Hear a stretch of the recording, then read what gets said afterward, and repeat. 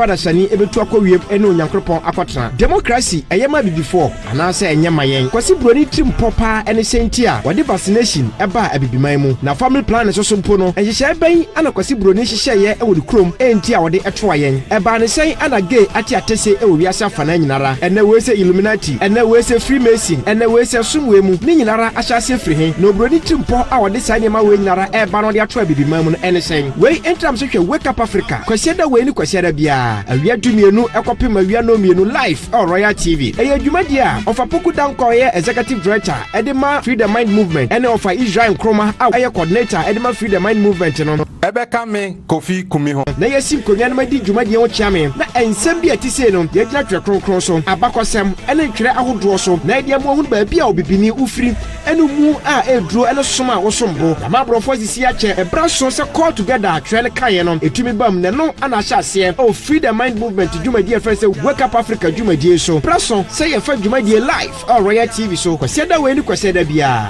awia dumienu kɔpem no mienu na yɛagye wo so adwenkyerɛ na wɔsɛm bisa yɛyɛ ano ɛde ama wo wake up Africa abibiman moma yɛn sɔre one business general Abatown Niko multimedia so pay video editing photo shoot photo editing documentary business advert music video funeral program birthday parties onua uni haukra esan say Niko multimedia ebeye ni nyina na so yenwie yo so we wedding papa bi Niko multimedia si en ha ho kra o me cover ni nyina ma so we sorry anaso say we edwumakuo bi a opesa u streaming live u program aye social media handles na aye Twitter Facebook and de keka ho na Niko multimedia si woni how esan so mo ye ni nyina live abra program na ekoso Niko multimedia si omotonton gadget aye media gadget papa ebine aye audio and video equipment cameras speakers microphones mixers ni nyina Niko multimedia aye ho adwuma Niko multimedia ewo koforidia eho ana motare betimi afre Niko multimedia ewo 0244 549107 aye Niko multimedia the media general ewo town. Thank you.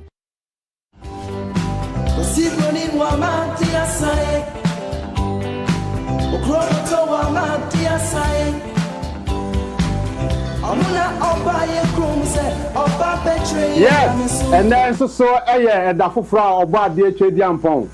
A day a chair menu me no Royal Television so wake up Africa Jumadi Yatanase.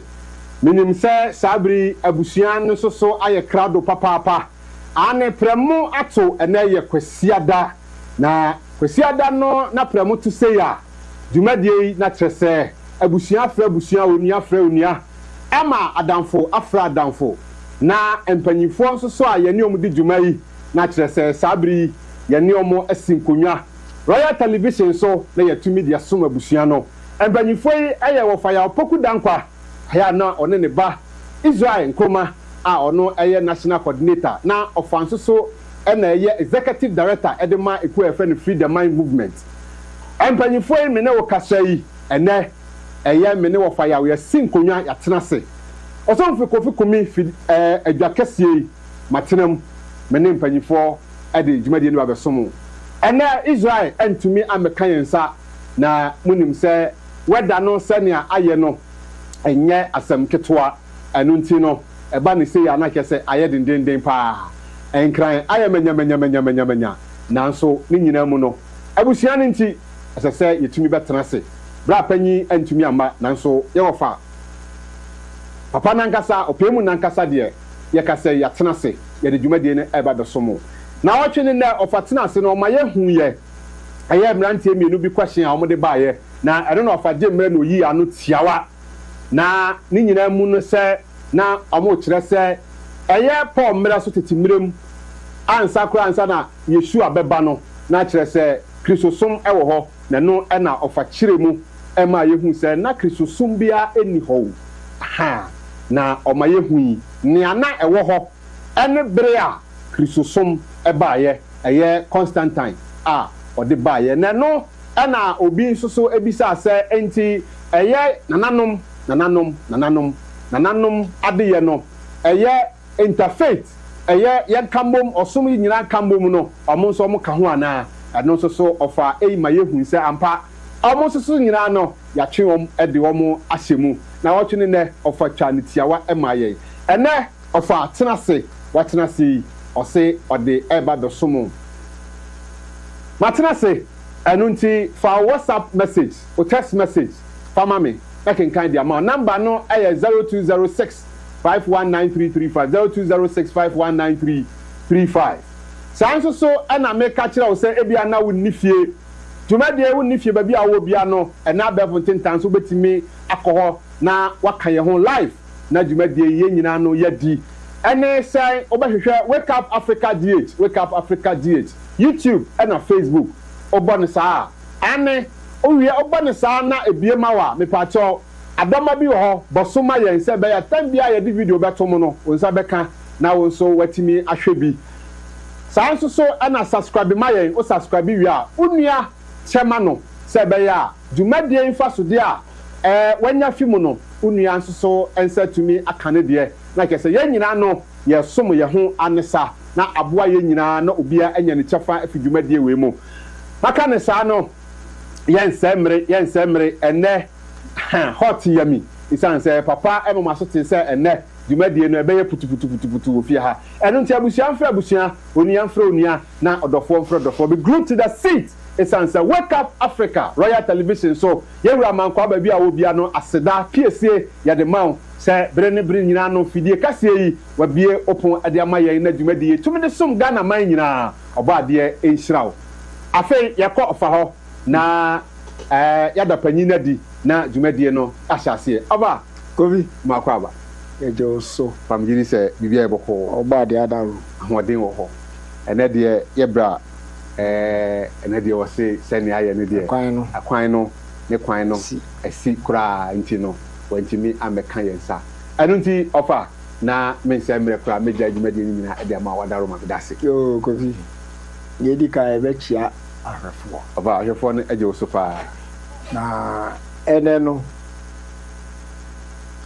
obi question baako ɛbɛyi ano ansa na ɛdeɛ ne dwumadie no nso aba abɛhyehyɛ so okay wobɛkae last week yɛne public interaction US no deɛ ɛna one Michael ɔso ɛfiri subin so ɔpɛ sɛ ɔhu sɛ Constantine ɛyɛ black anaa menim deɛ nti a obisaeɛ ampa Constantine no ɛyɛ black ɛfiri sɛ yɛhwɛ Roman Empire anaasɛ empires na start yɛ ni nyinaa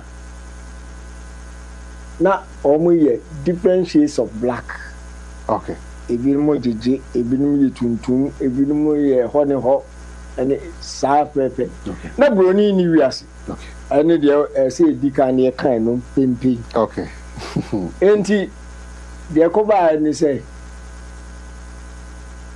Constantine na onye buroni okay ofi middle or ofi Mediterranean area ho your first picture your first presentino okay your first picture no abodi a ɛda so no ɛyɛ Emperor Constantine the Great sa picture no moma yɛnhwɛ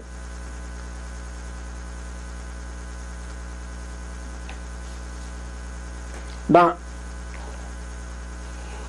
ɔde bɛto so no yehu ni image no a otumi hu sɛ ɔyɛ Mediterranean ni okay onye broni ɛna ɔso okay enti no statue copy any the look alike well you're brown saha onye broni say na Constantine no otie okay ana sɛ kɔ Roman Empire abakɔsɛ mu a ɛnam sɛ no mu nyinaa yɛ tisania Constantine ayi ya okay ɔmo me ti ase sɛ emra barbarians no ba ya ɔmo take over Roman Empire lands no a ɔmo start awu ne magu mu afi ebehu sɛ abrofo abamu sɛ na no who can Roman Empire history a ɔmo ankasa ma distinction okay sɛ ka Roman Empire no a ɔmo ma date ya church onye mamti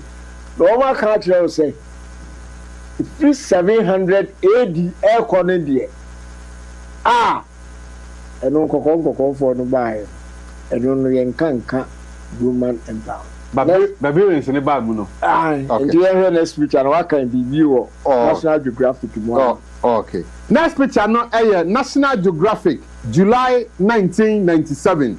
The making of an emperor, page 12 and 13. Okay, mo fa sa picture nante so fa maye. Baby ama ya kalan. Okay. Aha. Baby a say no na da so no. Paper no na me boy National Geographics. Aha. Na ofa amaki baby page 12 no. Baby a amaki no na make I say to tell the Roman story. However, we first have to deal with a serious definitional problem, that is determining what is meant by the term Roman. The full sweep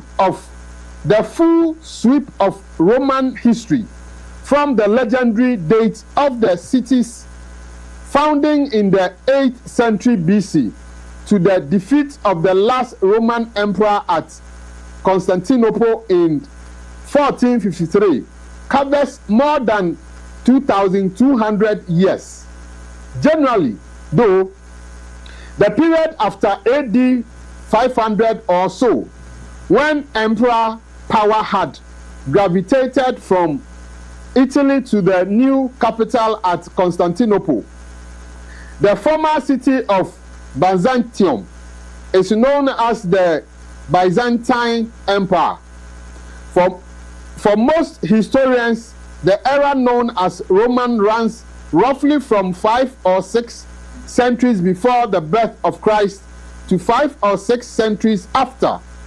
The so-called Holy Roman Empire, an alliance of Germanic and Italian states founded by Charlemagne in AD 800, is a completely different entity. Okay, and our barbarians, no. Okay. And you know, to so mobile, we are seeing now blacks. Because Israel or Hamri say, oh, what they are more brunio. Show how viewers took it. As I prefer the netting. In Nipo, what they are born from Adam and Eve through Gentile world powers, Nebuchadnezzar, Darius, Alexander, any Caesar for Nina. Okay. Blacks until some barbarians, a bam. Okay. And I know every society. Okay. Into one babu 476 AD. And it is on Daniel, because on be taking over the lands of the Roman Empire. Okay. Don't be taking over and on develop into their Germanic kingdoms. Okay. Anglo-Saxon. Everything now actually. Okay. And you can first video no okay. And all me at say ancient Greece for no crown. From me to do because I know young comedy a very centered on Greece. Okay. Internet say maybe a example, but here a video short one. Okay. Obasa Minkanti say I'm watching you live. See, like say Minkanti Israel say Minkanti say TV on live or hell. And I say video I share no the ancient Greeks were black. But that video no mama ye nebu seni nyina. The early Greeks were black. I know it's hard to accept, but shut up and give me 30 seconds to explain. Let's be real. Greece is right next to Africa. No sunscreen, no snow, and somehow they came out looking like Justin Bieber? Be serious. The Minoans, the first Greek civilization, painted themselves with dark skin and curly hair. Their statues, full lips, broad noses, tight curls. Sound familiar? Oh, yeah. Black people. And don't forget, they learned from Egypt. The black brain, trust, of the ancient world. Socrates, Pythagoras, Plato, Yeah, they were studying African philosophy in Egypt 22 years before they had their own. But Hollywood gave them spray tans and British accents. The original Greeks looked more like Eddie Murphy than Brad Pitt. Just another chapter they tried to white out. The early Greeks were black. I know it's hard to accept, but shut up and give me 30 seconds to explain. Let's be real. Greece is right next to Africa. No sunscreen, no snow, and somehow they came out looking like Justin Bieber? Be serious. The Minoans, the first Greek civilization, painted themselves with dark skin and curly hair. Their statues? Full lips, broad noses, tight curls. Sound familiar? Oh, yeah. Black people. And don't forget, Yo, Abusia, share Wake Up Africa, Royal Television. So, video no I'm one say Greek, ancient Greeks no na omoye blacks. Over. Pato. I know omonkwa. Yeah. So all the previous empires no by in Babylon, Nebuchadnezzar anti images of who books to say last week me can. Yeah. The whole world has been deceived. The Revelation 12:9 a key. A keeper. Sir. Presentation. Grand assistant nipa sir assistant bia intino na se ehwe na ehwe ni ye ba ni say abakosoma me ehun say enipa fufuo bi ba bi ase between 400 and 900 AD. Okay.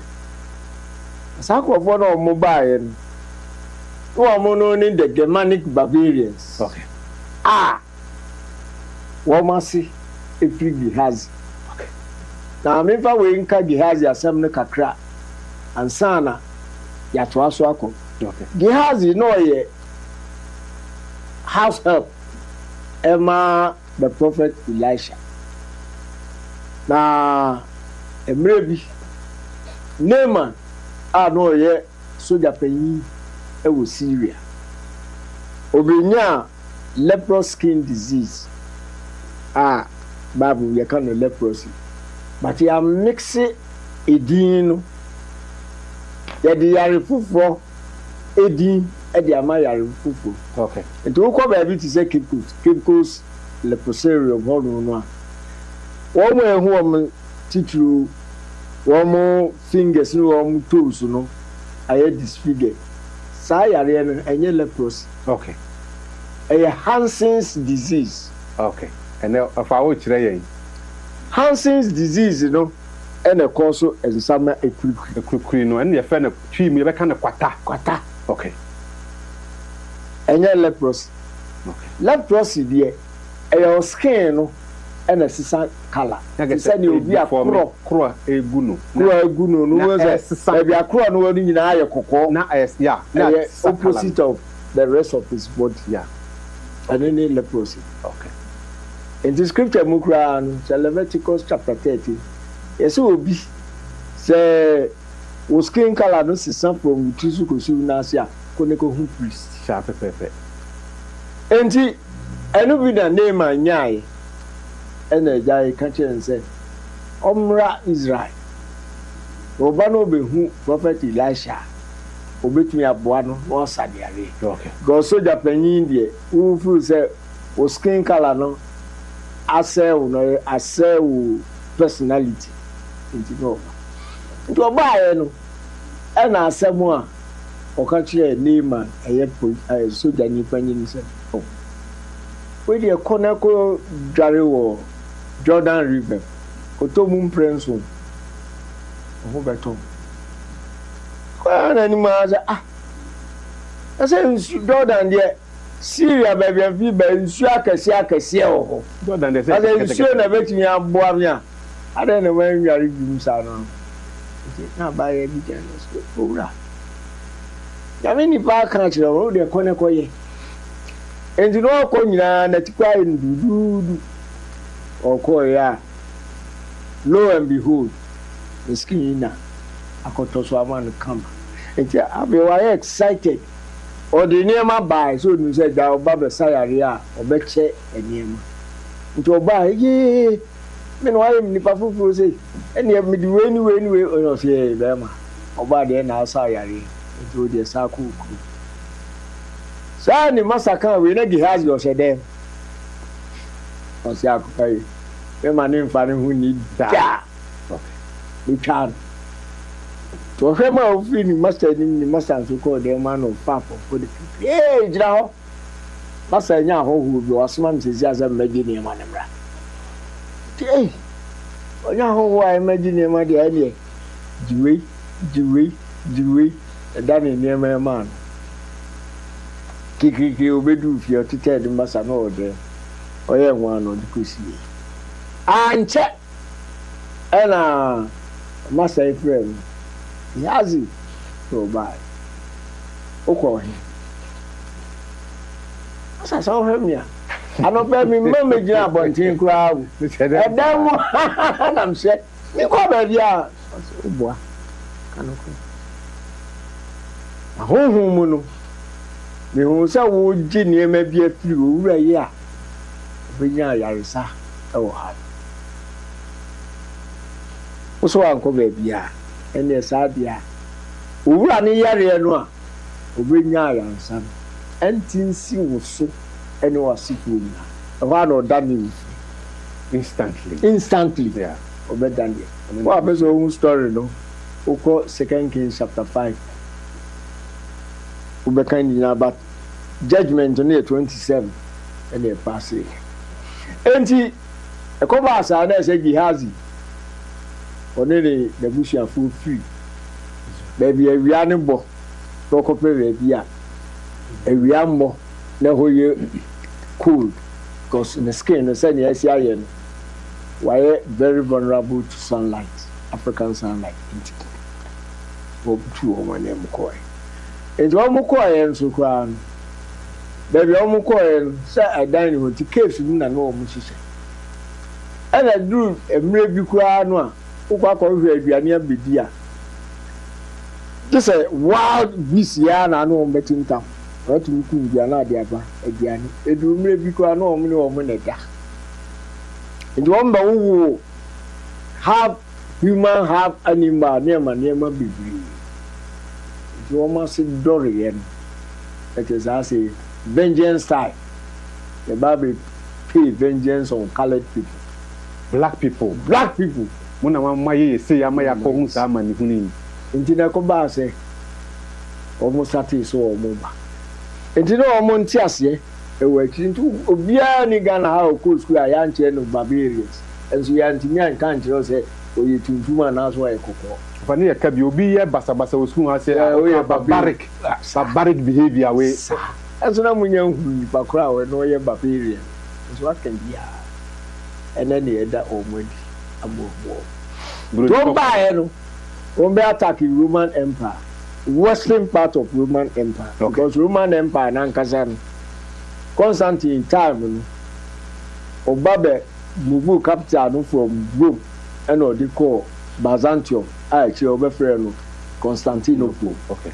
And you know, so here Nebuchadnezzar image who you know, multi-metallic image ni 9 million, and when the John Eastern Roman Empire, New Western Roman Empire. Okay.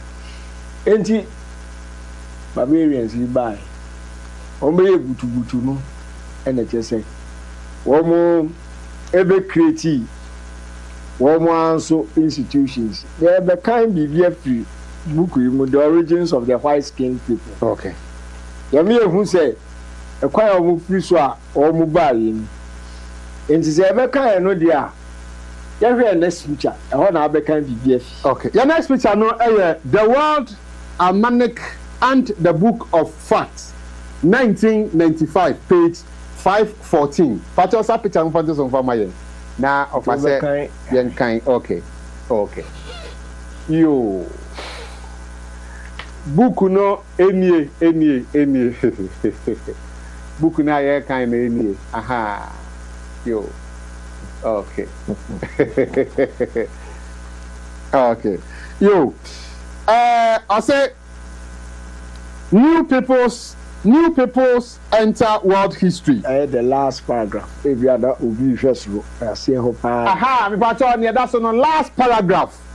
And a year kind of page near that one, the last paragraph on a year kind. I say new peoples enter world history. 400 to 900. Okay. I say barbarian invasions.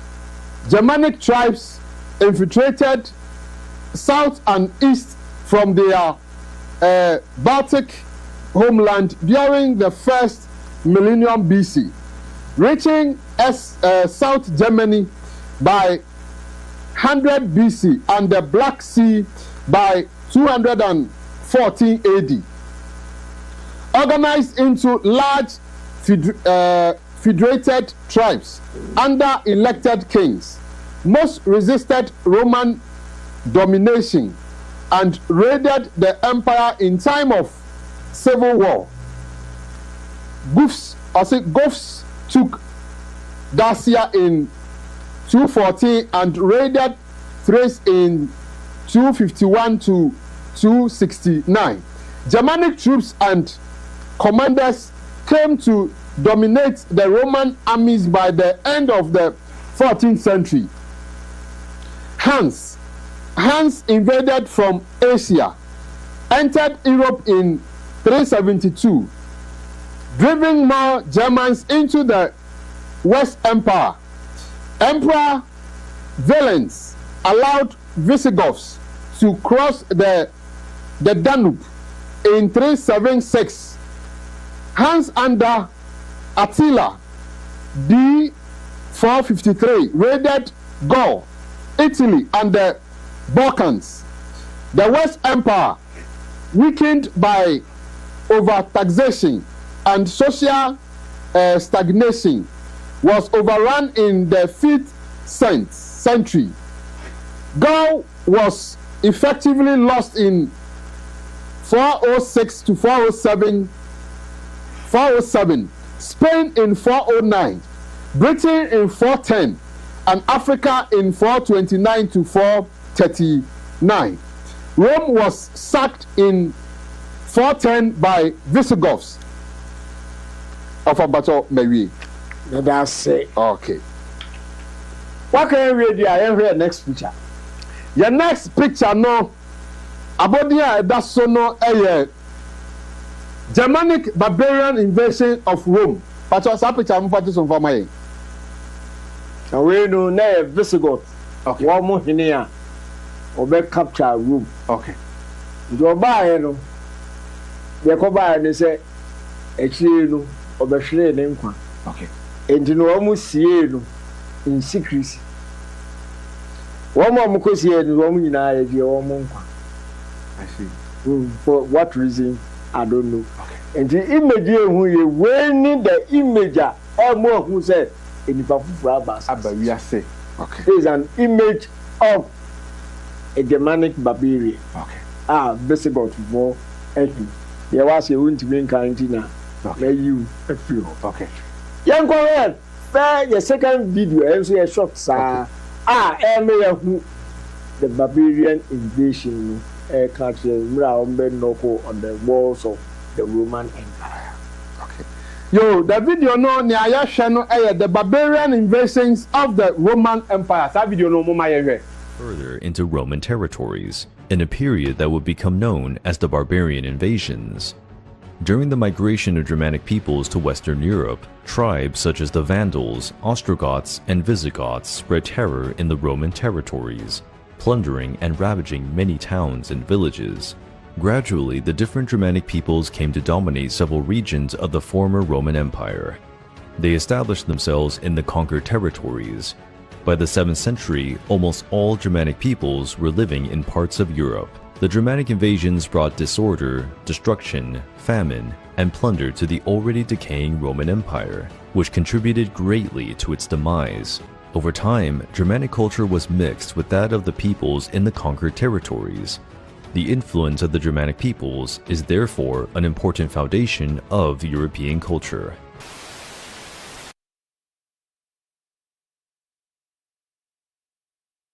I'm sure Wake Up Africa Juma the Royal Television. So way out travel, you say barbarians. You tell say you can't barbarians now you can't abrofo.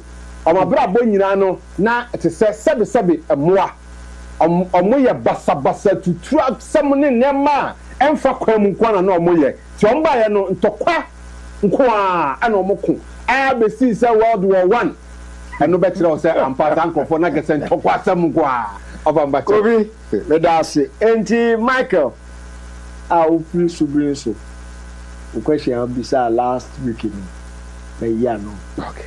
after ye ba energy no so Okay. and presentation no ye first last week okay ebe kai last week ya and you who send ya Constantine or yeah o create Roman Catholic Roman Christianity oh the buy now the buy and say there's syncretism of paganism and Christian faith and all the buy it was the buy no there you did you see and say or the abemaji Christian faith in paganism said you be pave way e dey ama nko for asom Satan if it's a Satan by virtue so buama your magic syncretism your magic paganism there are different gods even how they created the deity of Jesus Christonsana metra nomini o won ke kan ho ebebe mu no e che say e di pave way if you say Satan etimia so seed of tear e di aba ya be kai a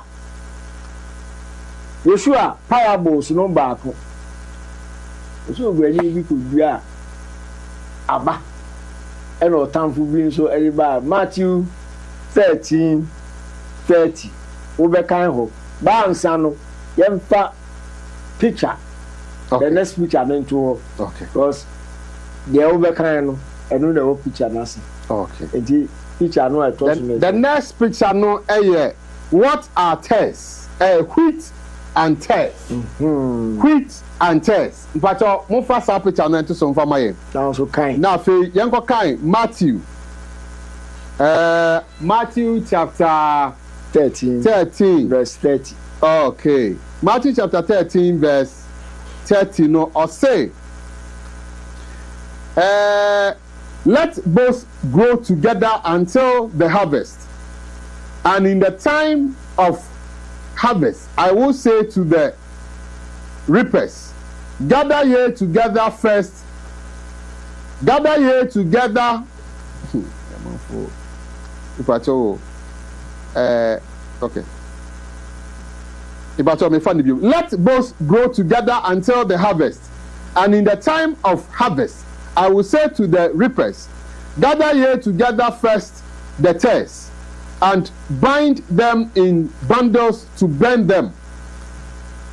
But gather the wheat into my barn of a battle, Mary. no parabla Yeshua buy all kind and ye no reality Christianity a religion of tests. Okay.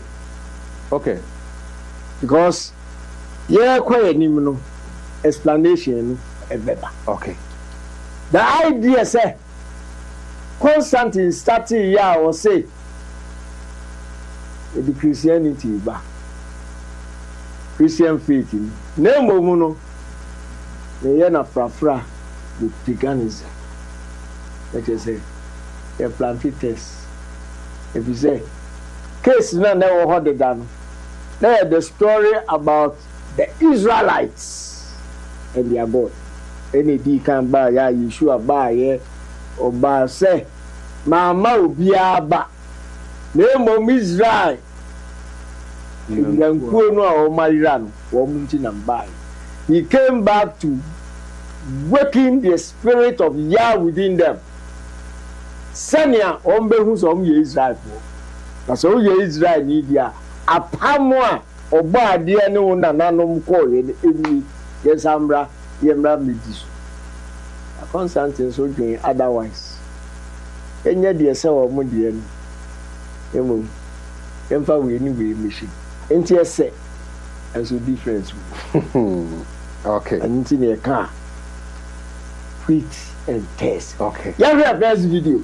Yes, first video no, the video I do no the birth and spread of universal paganism through Christianity. That video no mama yehe was bringing two religions together for unity.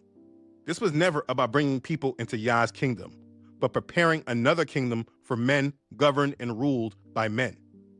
Satan was moving from the polytheistic doctrine into a monotheistic one, and so he hijacked and assimilated the faith leading the world to worship him. The doctrines of the pagans were intermingled with Roman Christianity, and over time, as generations died and new ones grew, their customs and their ways and their practices became universally understood, and the power of Rome went from the emperors to the pope. The point that needs to be understood is that when Rome created the religion of Christianity, it was not done by the power of Yahweh. This was a political move that merged the beliefs of the pagans and the new belief of the Christians. And so as we gain more understanding of the doctrines of the Catholic Church, it makes it easier to discern how Satan has mixed his tares in the same field Yahusha planted his good seed. This is how Christianity became known to the world. It must be understood that if you know of Christianity today, it comes from this point in history right here. Yeah, you might want to attach your faith to the church in Acts. Yeah, I get it. You want to act like your faith is biblical. Yeah, I get it. But that's only because you have to ignore how this faith has come to you. It did not come to you without influence. From the seed of tares from the early church fathers who hijacked the covenant to when Constantine made Christianity the religion of Rome, this faith was made known to the world by these events. And there were many different qualities and points about this faith that were completely unbiblical. This is the foundation. And so if you want to act like you became a Christian and it was without influence, you're only lying to yourself. Anyone that says that their faith comes from the Bible and was never influenced by Rome, they are lying to themselves. We all have been influenced by Rome. We've had to come out of the influence. The Bible never calls this faith Christianity. So to say that you're in Christianity is to say you're attached to Rome. This is how Rome took on the faith, and after this, their influence spread over the centuries to what we know today. It is this history and this foundation that I reject and that I sternly stress to come out of. What most people don't really understand is not just syncretism and how they merge their pagan beliefs and pagan gods in with this Christian faith. Most truly don't understand Greek philosophy and how it was merged into Christianity. And though I touched on it in part 7, I must go deeper because once Rome made Christianity their main religion, the influence of Greek philosophy truly took hold in this world. So we will discuss that next. In the meantime, please remember, Christianity is a religion that on the surface seems biblical. But when you dig deep into the doctrines, it is not a service to our Father, but a doctrine of abusing grace, editing covenants, rejecting the way our Father actually chose to reach humanity, and making it only be about the way Christians want to receive him. It lacks the love, obedience, and reverence for our Father that he deserves. And in the end, it does not prepare those who follow it to be ready for what our Father plans to do in the last days. If you desire to be ready for our Father and his plan for us, you must come out of this religion of tares and come to our Father in truth. Abusia wo share Wake Up Africa Jumadi Royal Television so video no Emma wahu say na obade wo ne mma ne nkrofo na obade nkrofo no enye Christianity and ode ma wom ni ode ma wom no eye na brabo nti uko Bible ni mu a eye ose oni omukọ oni na Israel fo no eye apam oni omo ye gofo covenant ene ordinary commandment ne status ana ode ma wom ti wenum ne niam a ohihye ma wom init no eye abrabo a way of life ana ode ma wom enti wa ma wom anything that has to do with say Christianity religion eno ne ma dia me dia ma wom o ma wom Hebrewism a way of life, a culture. And now Constantine so abe create Christianity. And now why no there Hebrew dia no enyema no ono ne Christianity nhyehyɛ no ode aba fore Hebrew dia no and wa kafra and o sese eno and ye Nyankopɔn som no enti oh ha obeye dey atimi ehu na wa differentiate aha ana Yesu a eka ho asem a ofa church mu no enti na ense Christianity na ye di ati aye som no eno na ye obo ade som no na so video na mo hu se da bi enye no Constantine the boss abra no na was of our Greek for ne other deities asom no omade ye om philosophy ni niema e no kekasi ani ano de Hebrew niema ni bi ano fafa no de fraye ti na hu a be fi se Hebrew ade ye na wo ye no nanso e dan so kra over video you buy we na can be this are Greek philosophers. Edi ebeko ni akohwe Greek empire. Okay. Edi na Alexander na ye ni susu bia. Okay. Emma Greek empire ba ye no. Alexander ye na dwen say amaya hodo no anasa lands na wa capture ni nyina no. Your person will nya free wo mo ni say one be ya wo niema say Greek fo. One be sua Greek kasa. One be say Greek intade. One be link wo mo ho to the Greek gods. Es Zeus ne wo mo mke ka ho ni nyina. Na fe ne kura no wo mo be embrace the Greek philosophy because enona e determine natural the Greek culture near Hellenism. Inti ekoba say Israel nipa dodo no nyina embrace Hellenism. Enunti ena ne ye ka say New Testament no ye twro wo Greek castle ye Hellenized Israelites. I had to say because Bruni ba Africa yempani bo mu di kan sua Bruni kasa ye be hu wo mo so mo de mo ye sonko om letimi ni abrofu di nkobo na fraternity de o Bruni ni ba kwa na o pe be adwane akwa akote enti be ye sa ahoho a leti Bruni kasa enti mu de le osoro kra chen sana Alexander so ye lands no konka e digina enti odin shisha ni ba no Israel ma bebre ebe dane ebe yo Greek for okay. Now Alexander dey back on here and say obey to sports as a tool of assimilation. All the lands now are captured in Iran. Or say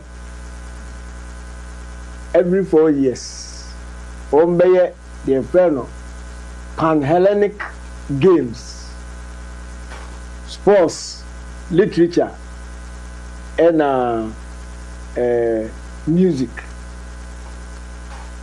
Obunina beba besia. They are competing in the 3 subjects here before you. Erunti, we almost see gymnasium. I hope you will be free. We am nyina. And every 4 years, Biano, no Messiah, no my Greek. Because no percent Greek culture, a conquer Biasimina. Greek for Biane, Greek for Casa, Greek for Anti the Sheh, Greek for the Yinano. A minor, what this Uniana, okay, history tells or conquer almost like maybe 8 years, no conquer Biasimina.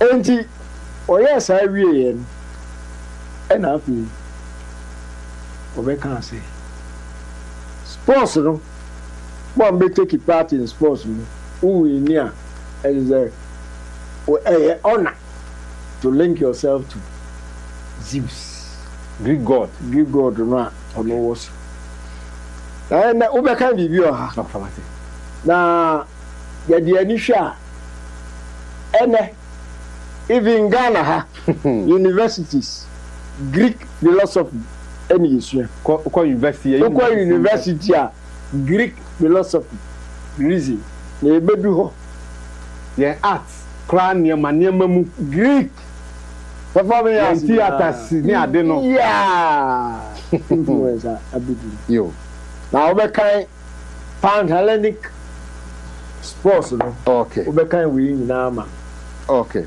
book no title book ne title Yeshua the Hebrew Messiah or Jesus the Christian Christ. Eno Abba Ben-Ami, a messianic leader of the kingdom of Yah. I know a natural book. Now, page 18, the second paragraph. Second paragraph. I say, the first objective of the Pan-Hellenistic Games was to demonstrate the superiority and extent of influence of Hellenism. It was a clear message that the flamboyant, undisciplined world of Hellenism was having all of the fun. Since the prophets of Yah have noted for our perusal, the people of the Most High are being destroyed for or because of a lack of knowledge. How should we intelligently and consciously weigh the information noted above? Is it coincidence that these pan-Hellenistic or pan-Hellenic games have remained in place for thousands of years? Are they still rooted in the ungodliness of Hellenism? Consider in victory you become an Olympian, a superior Greek god. Is sport today being used to lure the unsuspecting human family into the waiting arms of Satan? Shouldn't we consider the above mentioned as names of blasphemy that show complete contempt to the God of Israel? Isn't it evident that the Greco-Roman world of today has maintained its allegiance to paganism? Jeremiah responds, have a nation changed their gods, which are yet no gods? But my people have changed their glory for that which doeth not profit. Okay, profit, sorry. I say, but my people have changed their glory for that which doeth not profit. Yo, Kofi. And from Pan-Hellenic Games, and you bring out modern Olympic Games. Greek world desire back to control the world with their culture, what achieve. And then why Oman men participating? Oman be offer Olymp. Anything na omo ya no makutu jano Olympio. Na ya okay. Ya di chi. Okay. Yo. Alexander the that so no back eno. Na ga so offer ya dey share Greek fo abosom na ni onyam mo date ya dey so mo ni onyam o. Yo. Sa. Ewi asesu nyina di akire aye. Na say obi a ye Olympic Games. Yo. Obi eko. Na Greek fo kro ya there is a society of homosexuals. Okay. They homo admire participating homosexuality. Okay. Greek for no. Greek voice. Okay. So now homo wo. Atiti homo. I see. Enti gymnasiums no homo sisi here no. Na places for men to meet boys. Okay. To admire the male body. Entienne, what you are say, oh, call Jim. Me call Jim. Me who be our call Jim that. Would he be our blue? My main come as in the answer. You. The root word Gymnos, Greek mono, gymnasium free by and sports. Okay. Upon about your trading. Nude. Oh, okay. Nakedness. Jimmy, okay, now I say Gymnos, Gymnos. I had the root word for gymnasium. Okay. Nude. Nakedness. Entina Isisi yen senior men ebe kwa adma the bodies of boys and in the cake. Again, no more gym no so. Ofa enunti na omo gym no. Omo ntade omo senyina no. Eye nea ofa etitire wo ma ogyina ho a wu se bema na gyina ho yi. Ayo oban so ofa wu se ne ba bi bia yi and now omo ntade omo senyina no. It's almost like say the nibiti no digina ho no. E ma ne kwagema ofa obi bia titire wom nti ne boy wu se ne bono figure no ne bi bia yi pepe na ge say nti say baby makwa obviously when you dey try ye nimo say be dey akire wunnim say dey no say that be idea finished products ye ni akire hwehwe process no a finished product no ba me say mema no so be wu say na atitire no na ne mema yi ni bibia na egunanim say everything no wu say figure no wayi sa na mo de kogye nti patu trim na ne body no so wa se ntade omo fe no omo si biya fe bibi body condom ti ano na omo se na ne body no se ne buya na ofa ejirajiram ne meti ya hu say yes gymnasium root word gymnos has nothing to do with sports. I see. But has a whole lot to do with nakedness. Enti say the whole Western civilization is modeled on Greco-Roman culture. Okay. Enti no video no ehwe no ena edia ba be wura Greek culture, Hellenism. It is a Greek culture, yeah. Ebenya very, very, very strong influence on Christianity. Yeah, quite no. But for now, no. Yeah, your next video. Me ho kra dwiri me abusi afo. Ofada ni o ma de na. I say the next video I share no getting to know the Greeks and their beliefs that laid the foundation for the Roman Empire. That video no muma yenhwe. In the first half of the 5th century, the Yahudim were struggling to rebuild their homeland.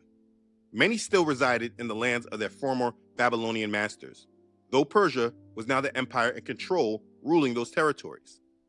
So even though King Cyrus let the Yahudim go back and rebuild their homeland and rebuild the temple, not all of them went back. That's what I'm saying. Now, at the same time, on a peninsula in the northern Mediterranean, the children of Yavan were growing in strength.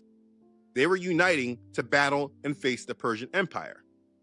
The Hellenes, or Greeks as we know them today, these are the children of Yavan that descended from Japheth. These Greeks, under the leadership of the city-states of Athens and Sparta, fought and eventually defeated the huge Persian army in battles that we have been indoctrinated into celebrating. Like, you know the movie 300? This is the time period that I'm speaking of, when they battled the Persians and then became the dominant empire. This is Sparta! So before the Persian Wars, the Greeks were already building the civilization and were in the Golden Age. They began innovations in their architecture, medicine, writing, poetry, sculpture, dramas and comedic plays, astronomy, and government. Their innovations in government laid the foundations of democracy as we know it today. In their society, every male citizen was a member of the ecclesia, which means assembly. This group met about 40 times a year to make political decisions.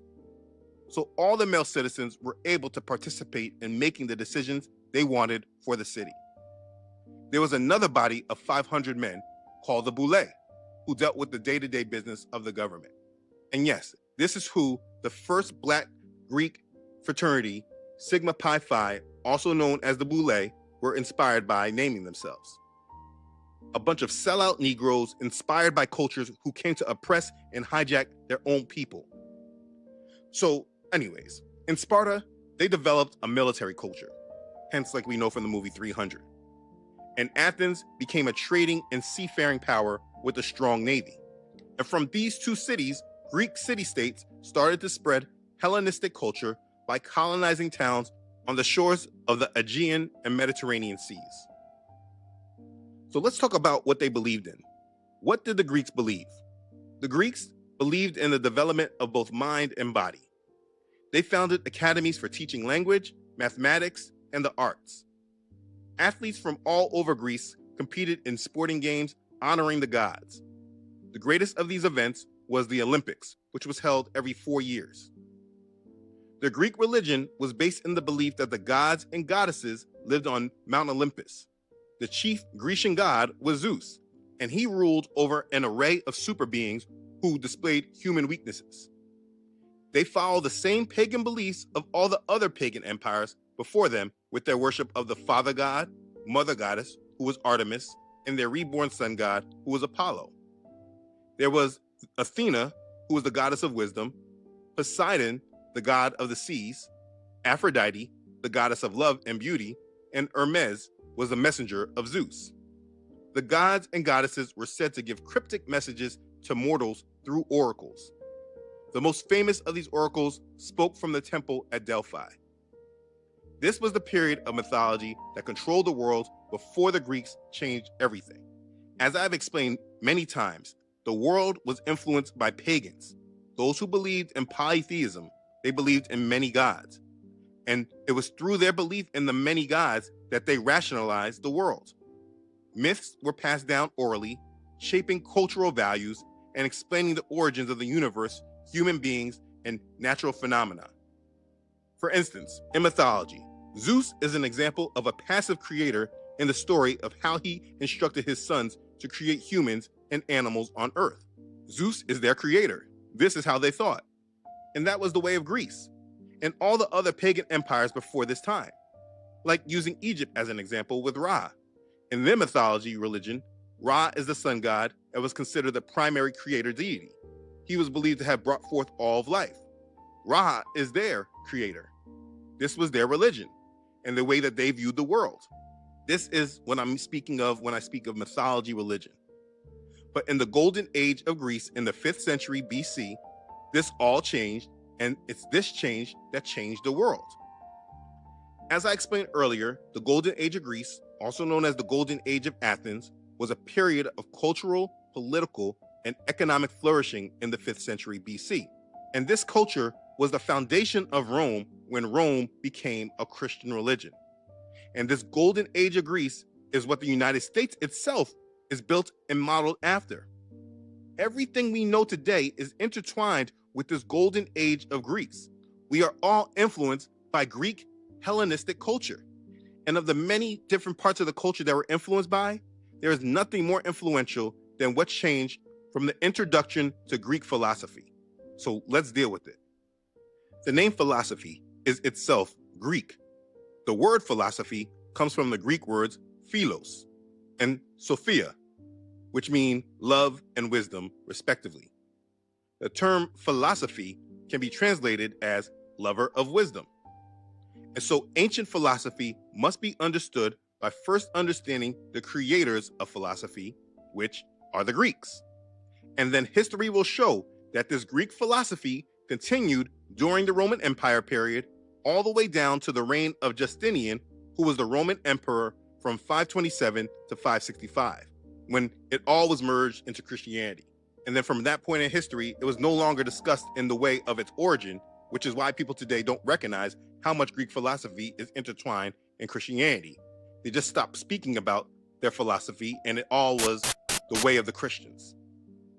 So what is Greek philosophy? Greek philosophy is a collection of ideas that originated in ancient Greece and is characterized by a focus on logic and rational thought. It is a way of thought. Greek philosophy opened the doors to a particular way of thinking that provided the roots for our current modern Western intellectual tradition. The way that we think today comes from Greek philosophy. Greek philosophy brings about the thought around many questions that people never get the answers to, but will debate for eternity. Questions like, why are we here? What is the meaning of life? What is the nature of reality? What is the fundamental substance of the universe? What is the meaning of justice? How can one live a good life? What is knowledge? What is the relationship between the mind and body? These are questions that come through the Greek way of thinking. This was never a way of thinking from the Hebrews. Greek philosophy. Greek for omo abraba omo di bedi wiase so. Greek for nkrofobia omo bedi wiase so. Yehwe abakosemu a ebia yenya nim say Egypt oman a wadi wiase so a ono odi kan a ewiase ahodo nyina kosua ade fi ne nkyɛn ofi ho no a Israel for ni kopie Israel no Babylon di kan by Medo-Persia, Medes and Persia by and a Greek, the third Gentile empire by na ono by no obebo adwuma ye pa na eno na kwan a ofa so a odominate wiase na besi nne ode ne nhyehyeye ne nadeye ama wiase ma enne wiase gusu di so no eno na video no eda na dia ma wahu okwan a omofa so Greek for yankophobia omode omunkyerɛkyerɛ yɛse omunkyerɛkyerɛ no philosophy no ejina ho ma sɛ ho na wode wadwene bubu na wode wadwene susu I assume sɛ adewe ebetumi ayesei adewe kura medwin sɛ ye ni sei tambia no omode wode wadwene na esusu wode wadwene na ebubu saa ana omoya enti eno ne omkwan a omofa so a na omode enya philosophy no na yeterm no as philosophy nti omachirem philosophy ni gina homa wisdom kese nyansa ne nimdia bia wanya wode wadwin susu ya bubu ya no na wadwina ka che o ade we kra ade nti na ye say o msusu say de nti ye say ni say ayese ya na gese abe sa ena omode ma wiase enti Greek for the sa omade ye we ma wiase Greek for the omanyame Apollo ono na nne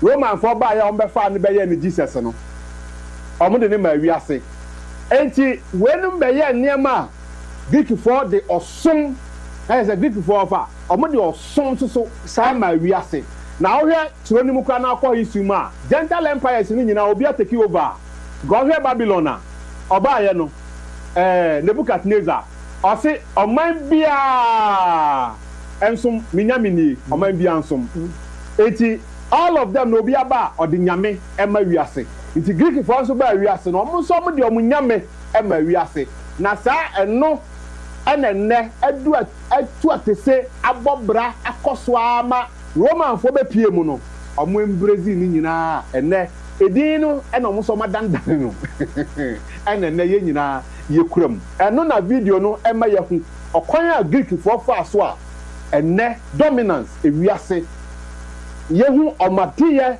ene omabrabo omunhyehyɛ ya hodo na up to enne no fa ka say ukoya university ko enne na eguso eye adwuma over sanity and the Greek influence no ena abe for Christianity atade de yenka ofa mami twa no na men ji ade bi wa na sa de se me kirem me serewa esan se Greek for bre no owura na church mu no odi kan se na Israel for wo ho na Israel for na soromade ye na no bodin bi obo Yahudin eno ekire Israelite eno nya Greek for asem na no oka eno ka Yahosha eno ye Yeshua Yahosha eno ye Yeshua ene mase ya friend Jesus Christ no okay eno obo Yahwa eno ye Nyankopon ankasa Israel for edin a ye de fefre yen saa ye dikanfo we no eno ena owura no ekire mo fa mbacho ene obeka bebri wo subsequent videos na ba ni ba say wadi kai atire say be ya wote a anti Greek culture, Hellenism, no, a great influence of Christianity.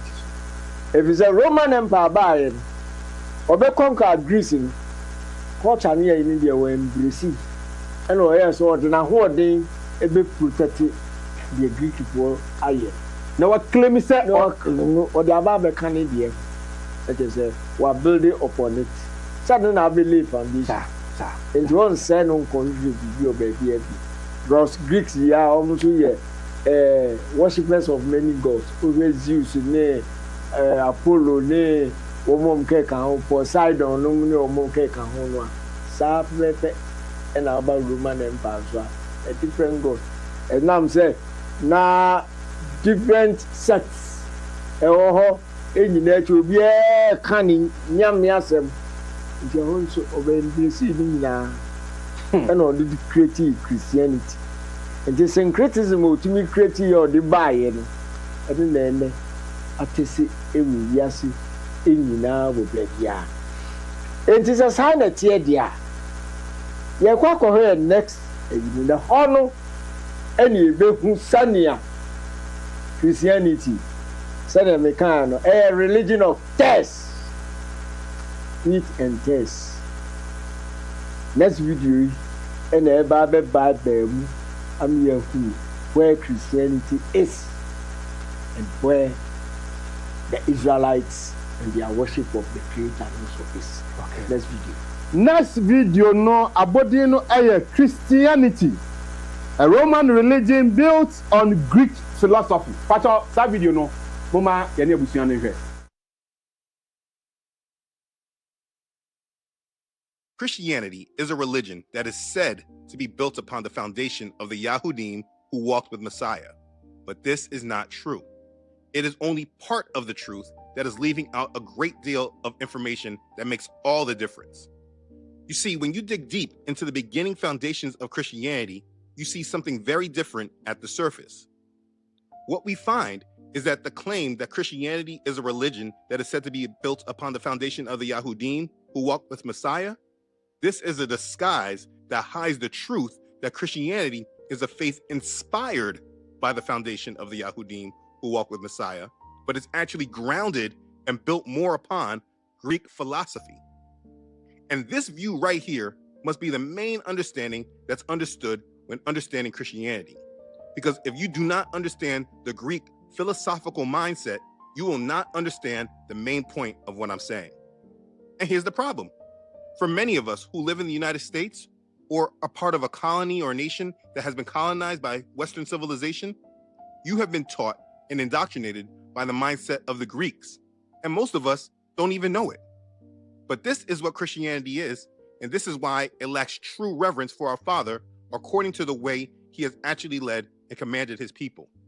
We want to understand the separation between the truth of the way versus when Christianity took over, it became the main authority.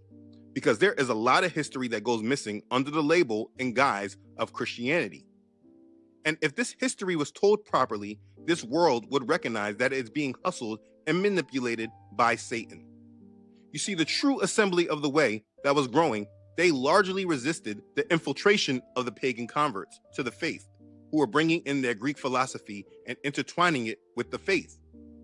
They were holding on firm to the teaching of the apostles, drawing their doctrine from the writings of the apostles and the Holy Scriptures, the books of the Old Testament, which, as Paul has stated, are able to make you wise for salvation.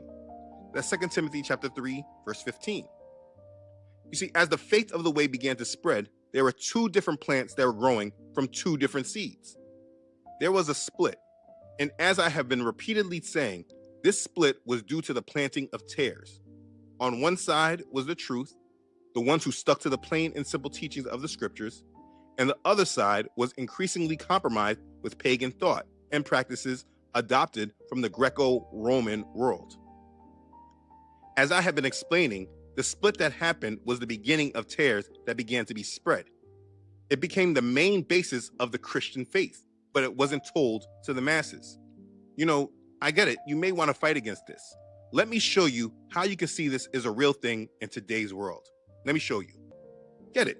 Our Father did not deal with the Greeks. He did not deal with the Romans. He he did not deal with the English Anglo-Saxons.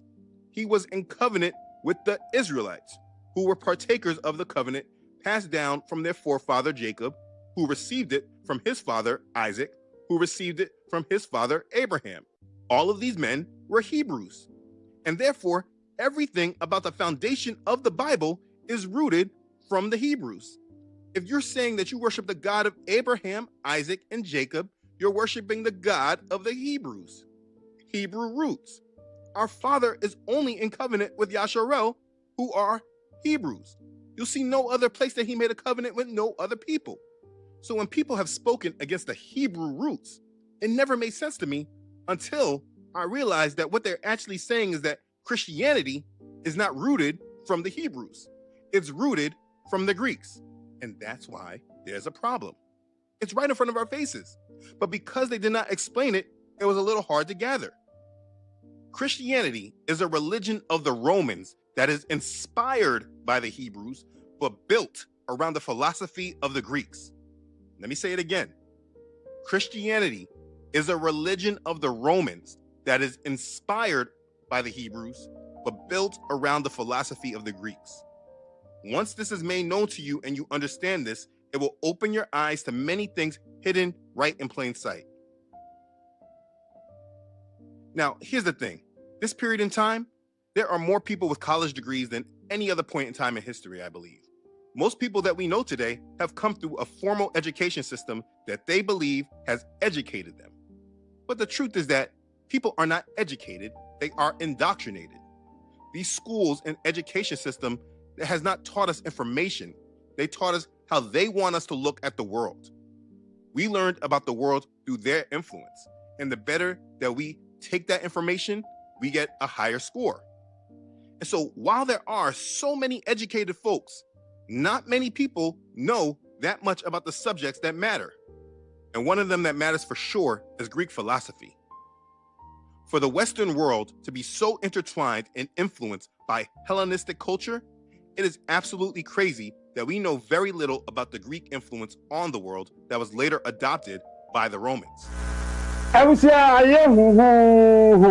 Na ene ahaya se video no emma nyama bia piepie o ene say Christianity and Israelites video no kire yen say ye fe nipa bi Israelites sa Israelites no omase eye Jacob ne papa ye Isaac Isaac nso papa eye Abraham o masene benya Israelites aye from Hebrew for no na sankrofoi ene omunyame enante omunyame ma omabrabo ne hyehyeye ne ade ye nyina na omde nante ti na omoye omunyama omo kwan omofa so ne omunyame ne nante na no na Greek for by Roman for by ena omo create Christianity enti kwa mo fa create Christianity no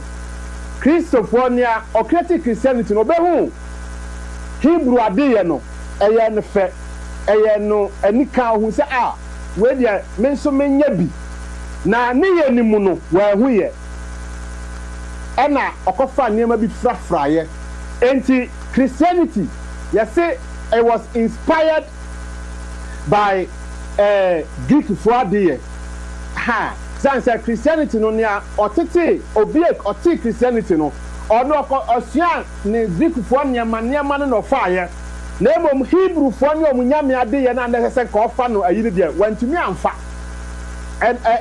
no fa inspire no but wantumi amfa ono ko fa Greek fo niema no de best ebe frafra Hebrew fo ade ye no be ye se eno na ye Hebrew fo ade ye no enti Christianity aye hu no aye Christopher say Kristosom no ejina Abraham adeye na obo ade Nyankopon de man se we ni wadeye no sa na ye nyina se enti na omo se Christopher se yeja ene Abraham me pa cho eye edamano ba video no ma ye hu se eye anu keke na Christianity ne de na hihye na ade nyina gina Greek fo adeye so enjina Abraham ene ni Nyankopon adeye no eno ye fe no Hebrewism no odema Israel the Israelites enti opɛ saa de na ho a ɛnyɛ Kristosum mu na obehu no agye sɛ ɔkɔhwehwɛ Israel ma no the Hebrew Israelites no ɔmo pɛ ɛna ɔmo betimi akyerɛ wo saa de no ɛno nti ɛna ɔfa ka kyerɛ wo sɛ enti wɔn sɛ ɔyɛ no dua seed bi aha ɛna ɔfa kyerɛ ɔse wheat and tares enti Israel from the Hebrew Israelites Abraham adeyɛ na ɔmo dia ya ɔmo bɔ no ɛnɛ ɔmo de nneɛma bɛ frafra ama tuafutu ama na ohu a ɛyɛ wo sɛ ɛyɛ Israel for adeɛ no ɛna wo yɛ mepa kyɛw ɛnyɛ noa nea yɛ dua ya no obi nso de nneɛma bi abɛ frafra ama nɛ agye sɛ ukosia Israel for no ɔmo akyerɛ wo sɛ nea ɔbɛtase no wahu saa adeyɛ no ɛno ɛna video no ɛma yɛ hu no eti video no ma wahu sɛ ɛnɛ no yɛ kasa Abraham Isaac Jacob Christopher saa na ɔmo kan patɔ ɔmo adwin yɛ ɔmo sɛ ɛyɛ Hebrewism na yɛde ma Abraham Isaac Jacob ɛbɛyɛ Hebrew Israelites no ɛno ana ɔmo yɛ patɔ ɔmo nyɛ Christopher ɔmo nyɛ Hebrew Israelites ɛno ti na ɔfatena ɔse Bible na ɛda hɔ no ɛnyɛ mo nwoma ɛnyɛ mo book ɛyɛ nkurɔfoɔ bi a yɛfrɛ the Hebrew Israelites ɔmo amammerɛ ɔmo adeyɛ ɔmo ayi ɛna ɛwɔ Bible nim no ɛno nti na mo baayɛ no mo se ɔmo adeyɛ no ɔmo mmra ɔmo ahyɛdeɛ ɔmo adeyɛ mo se atwam ɛno nti Passover mo di mo nim na de ban po ava covid da ase enti no afei enti ase yɛ adwuma sɛ Christianity a religion of test afa we di ba bebribiri wani so azunya hɔ no nam bra adenti ɛna sɛ Abraham yame na wo suma wo ba ya wo si Old Testament church but what mo here no what mo credibility about their New Testament no what mo amfa enu amma say book no New Testament no ono any separate kra or they have carry back no so yeah building on yeah building on it abasa na say test na wo kan wheat and test no what say no be any yedim so ya Yeshua na kan say obufu bi ne kogu aba ena ni baboni mi bi di ba na no ye making no reality o danadi ya danadi abo bi ahun say Christianity is a religion of test ejidi omo ye okwa na akwa so mu say mu na mo ye spiritual Israelites ebi bi amode na ofa obi amode na obi bi za me question bi and say who are the spiritual spiritual Israelites ebi and I'm catching say ni bibia ye friend spiritual Israelites I mean so no call the question about say Apollo em say Apollo question dey wa answer no we hu Apollo and we hu Apollo na de ban so enti no ya tolerate sadie ya madum pempen so bi ena ya duedum nyina eba ebisa me kan say all religions ever rally around Roman Catholicism they are quite ya obade e ho na Christopher sorry she say o mu Christian entadie enya do kra masha mabifu enti na me tremos baby am free bed it is a wuni mu a kode ko bisa osofo antimi anka bi fa be bi antrewa jano ho na ko terapi ense wo fe ade no maji entradi ama ba be se jisa wa anka bi bi oba bu ede de ne sofo aka tera no nkodia jisa wo na oboa ede ne ye biem the say Christianity a religion of test the baboni ni no ene bedua ye se ne ehu wo video ni sa etisi abedua ene enyini yesi enyini a ene ebehu wheat ene ebehu test eda ho play lansa no the person we can we answer no kan messages answer ya ko the next okay we can we nyina ma okay ye kan ya fi nyina ye about Hellenism the spread of Hellenism ekoba say Sanya Alexander ni susuye no Israelites bebre every year Greek for by culture sa enye by ancestry and the almost na true New Testament no ya di mythology ni legends ni niema ehihye mu a obagidie Jesus ye sonko ono kwana oba ne nyin say no e be ma bi anka ho we nyina the camera the kind afi the book Yeshua the Hebrew Messiah or Jesus the Christian Christ eno ababena mi na etro ye na ye kan page 44 no the first paragraph no na ye fafi wa wo bi no I say some Jews were ready to adopt Hellenism. They took Greek names, accepted a school of Greek philosophy in addition to their Hebrew faith, and tried to combine the wisdom of Greece with the faith of Israel. In fact, two different things altogether. Enya Juma. Isa said, as soon as Hebrew for no problem, they use substance.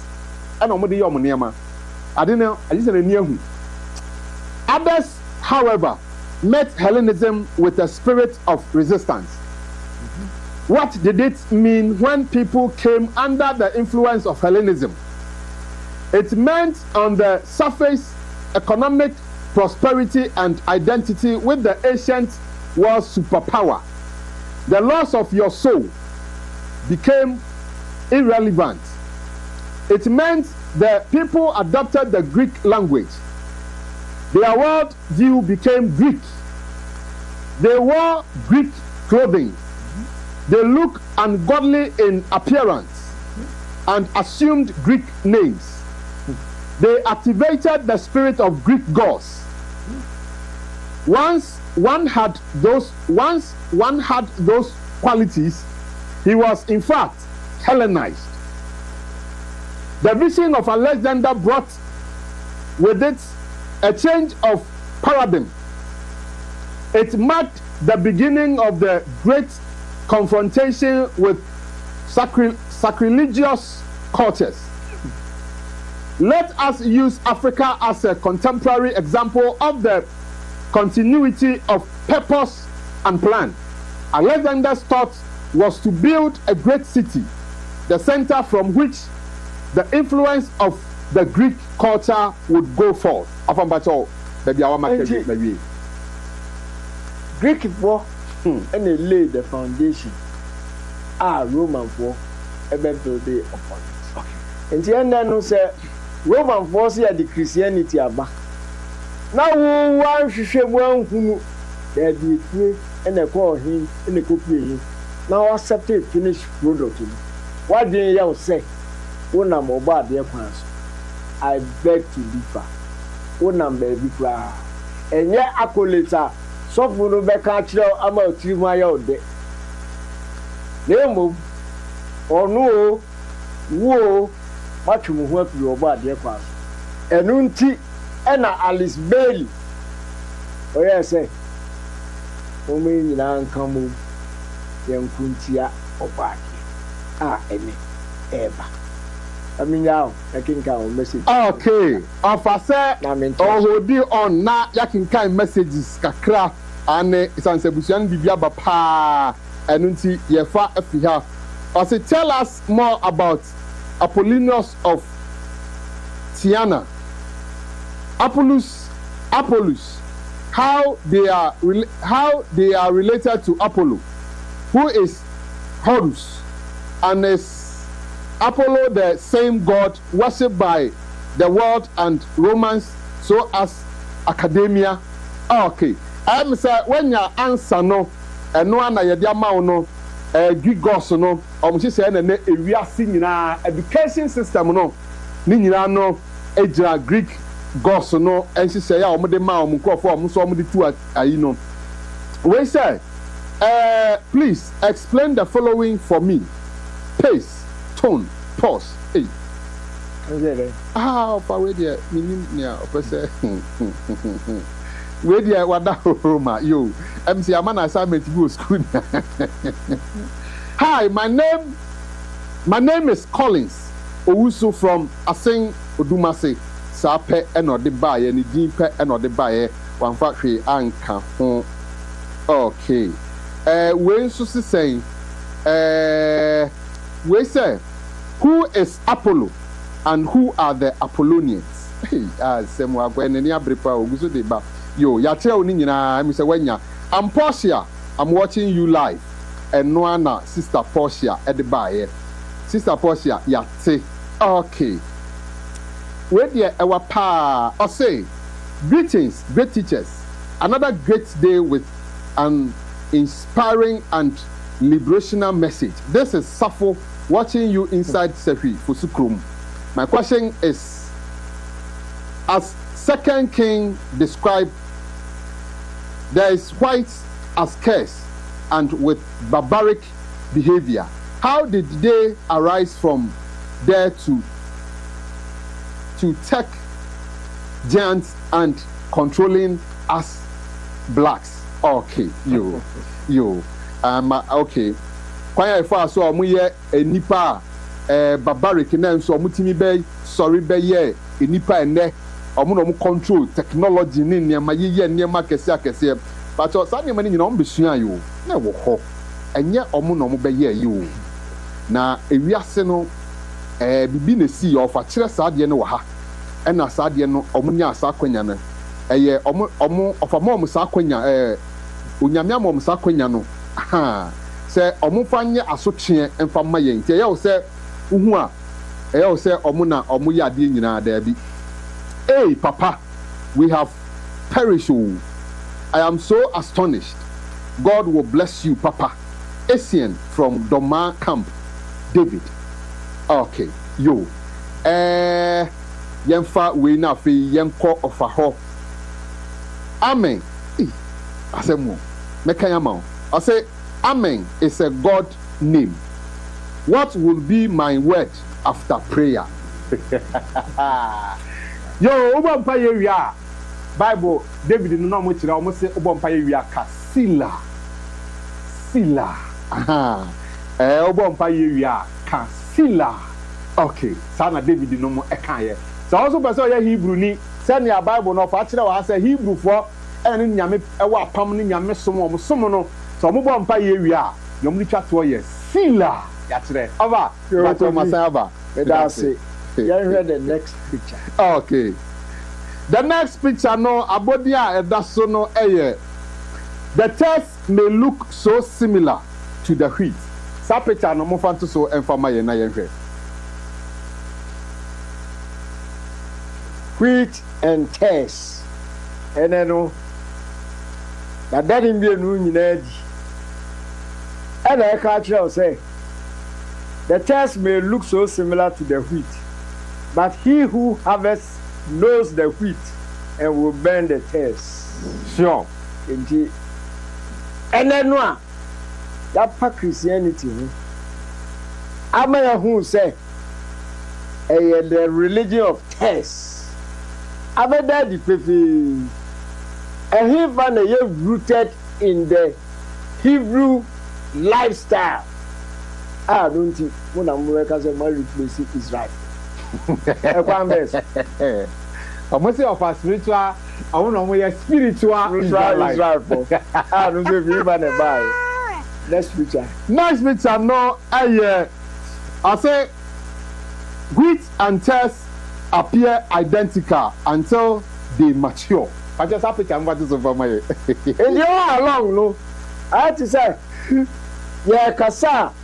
Na Christopher almost say, na yasa mu na mu kan bi na da na duru ha dia no ma yesi the all of say me na me ma ba be copy asa almost say ka uno mu original original na me na ba be copy omo enti no ene no e chirem say harvest time maturity ebi enti enhwe wheat and tares appear identical until they mature enti no mature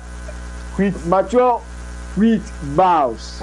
They say wheat there a young pa na bow. But that's really arrogantly.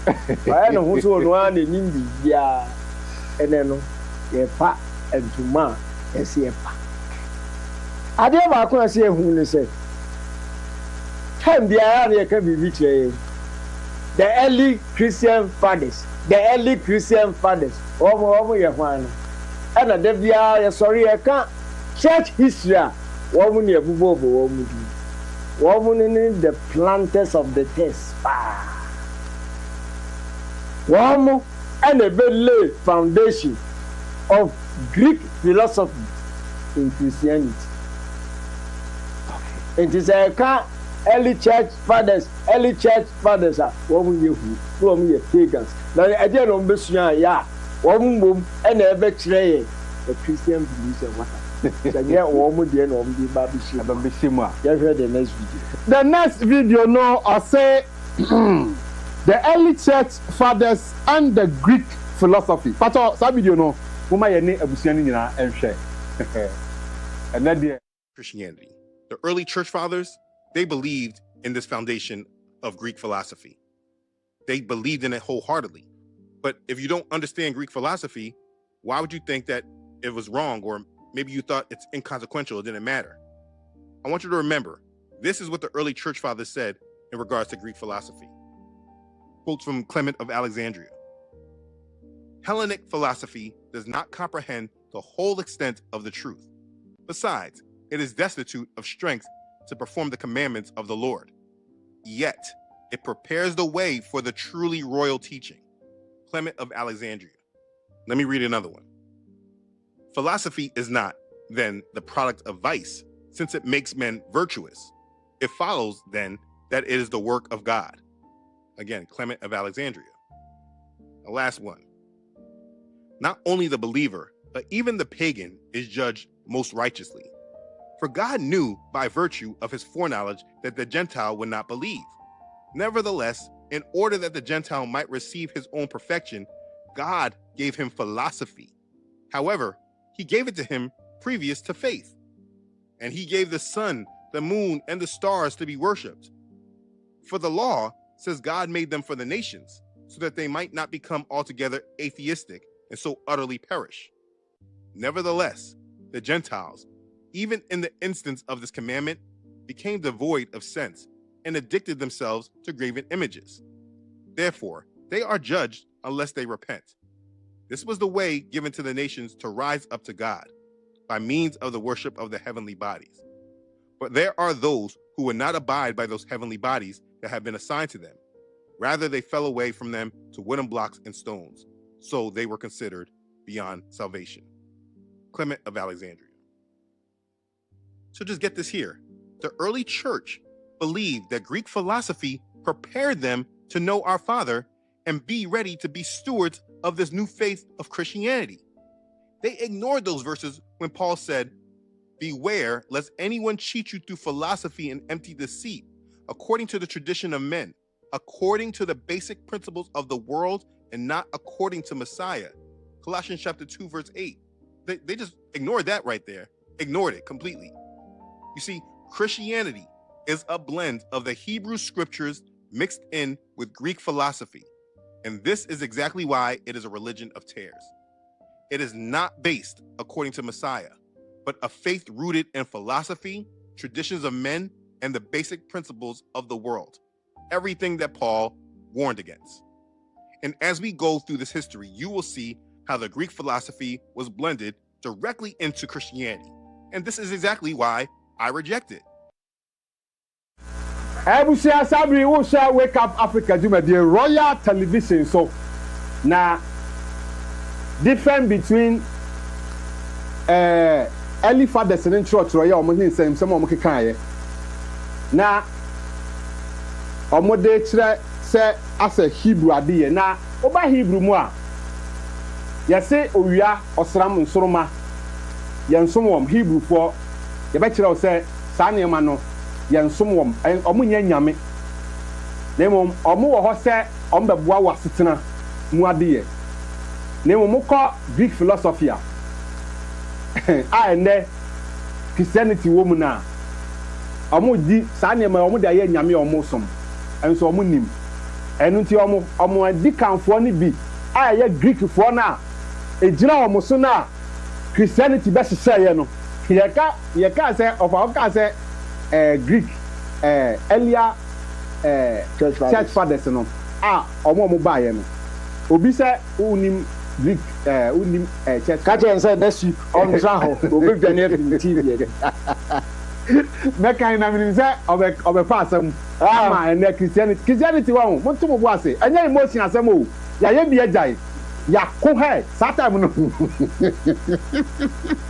satan no sa na Christianity te over ye very emotional pa ye Christianity so no ye de ye emotion say ye de akoma nyina akosem enti akoma say no kure akoma say it has got to do with emotion until say yes start here passing near Matia you say happy and sana ye yi sa emotion never na to njen eti sa na ye nuanom na omwo mu sa na akoye eti aya na me film no mfiri na mo video na ma wafu say Christianity was built on Greek. And she said any Greek to Medie. Now say Greek to Medie Greek and she said now yeah. Then na say Sanya man say this is Christianity mam no. Omo yeah Greek philosophers. And omo the Sanya man when you go amu di atira. Then Christianity no forefathers na him no mo. So sometimes you come, you talk, you don't even understand what you are saying because we learning no to was say anya emotion. To was papa no be breaking near down amount. Aba pato. Early church fathers, and yet to tell you now, just a matter. And yeah or no. Clement of Alexander. And yeah or no. That's how the way young to believe. If you say what being your saving in the American next week, I'll be going to because all my books. Anyone one true edi church near me bia Christopher mu di akire philosophy any diaba abi o do say na di akire na uni ava ni wo be say na this one nyina ye Bible you know nya wo kan nyina no onkonko ye ho sada ne ye wo wo fa ye ya bi o yo onkonko ye onim onu odi obekan odi okako jina na o be bisa me senti early church father awon na ba aka be ti yin o be bobo Kobi over ya hear last video okay more explanation okay no to God my last video no abodi no the influence of Greek philosophy on Christianity but that video no mama yenko share Of the Middle Ages, also known as the medieval period. This is a time period that generally spanned from around the 5th century following the fall of the Western Roman Empire until the early 15th century at the time of the beginning of the Renaissance. This 1,000-year period is a time period that Christianity began to spread around the world. You would not be Christians today without this history that followed during this period. Whether you want to believe that or not, it's just history. During this time period, amongst the Christians, Aristotle was the primary influence of thought amongst these people. Aristotle's philosophy had a profound impact on the intellectual world of the Middle Ages, influencing the fields of philosophy, science, and theology. Aristotle's ideals became the foundation of Western scholasticism, the philosophical system of the Middle Ages. In the 13th century, Thomas Aquinas combined Aristotle's philosophy with Christian dogma, which became the basis for Catholic theology and science. Aristotle's ideas influenced medieval philosophers in the natural sciences and philosophy of science. This philosopher and his ideas was the main mindset of the Christian world during this time period. But you see, if you know nothing about him and the philosophers who came before him, he's just a name to you. But you do not understand the influence, and that's the missing link in regards to history. Here's some more for you. Also, during the Renaissance period, the Medicis, as they influenced and built the Renaissance and began to spread their beliefs through the practice of humanism, I made a video about this last year. The Medicis decided to go back to the occult of the Greeks and began to embrace Plato instead of Aristotle. And even more important than that, when Christianity was being formed and the doctrine of the Trinity was being formed, men like Origen, who was the founder of the Trinity doctrine, he was influenced by Plato's philosophy to form the doctrine. I am getting there, so I will not rush through it, but just understand when Origen adapted it, it was called Neoplatonism. they adapted Plato's view to fit Christianity. You see, all of this, it's not hidden. It's just not discussed. Once you take these terms and these people and just do a few Google searches, all of a sudden, you will see a whole new world in the realm of Christianity that's not spoken about in mainstream Christianity. It pretty much goes unnoticed, but you have to ask yourself, why? I want you to understand that Satan has been hiding in this whole little realm of Greek philosophy, and he has not made it known to the masses, which is why people do not know it. And if you bring it up, they just want to act like it's inconsequential. But the more you start understanding this, the more you will see how big of a deal this is. And that's what I'm going to bring out. You see, the fact is that Christianity is heavily influenced by Greek philosophy. And if you don't know anything about the philosophers themselves, then why would you think that this even matters? This, to me, should be a subject that every Christian pastor or one that tries to defend their Christian faith should be able to deal with directly if they want to say my premise about Christianity being a faith of tares is false. You see, the Greek philosophy and the Greek influence being mixed in with the faith of the Hebrews is the reason why people need to go to theology school and go to seminary training, because they need to be taught how to merge the Greek philosophy in with the Christian faith and make it seem like it's just biblical beliefs. They are being merged and people aren't being told. This is why they need training, because why would you need training to read your Bible?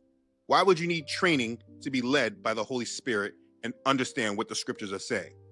Everyone that is a pastor that says that they're in seminary training or in divinity school, they are being led by other influences, but they think it's proper. It's not. All right.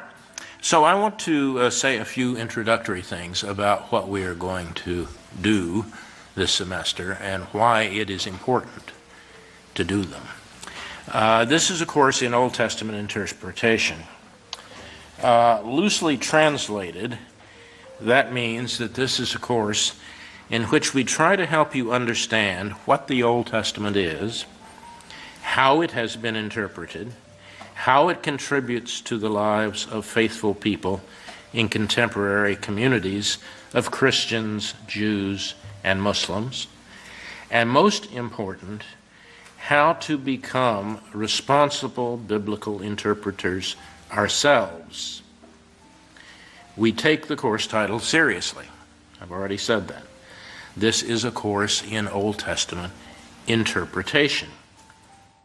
Anyways, I have men that comment on this channel often, and they seem to come from a good place in their heart. They just don't want to actually deal with the fact that they're being lied to, so they think that come against me and I'm the enemy, or I just got to be misled, or whatever it is. So they don't really want to deal with what I'm actually saying, and they think it's more about me and less about the information. They say things like this: Christianity has been my religion for many years, but I didn't receive my understanding from the early church fathers. I've actually studied the Bible under the guidance of the Holy Spirit, not man. And this is what they think. But then people will say that Christianity is their religion and that they receive their understanding from the Bible only. But here's the thing. There is no religion of Christianity in the Bible. So just calling yourself being in the religion of Christianity has to be with some kind of influence. Somebody has raised their hand and said, this is a religion of Christianity, and you have attached to it. You can't say that you are influenced by nothing, but then you're in the religion of Christianity. It makes no sense. It's double-minded. You see, most people are unaware of how their belief in the Bible has even been brought to them. We are not without influence. This is how Satan deceives the whole world.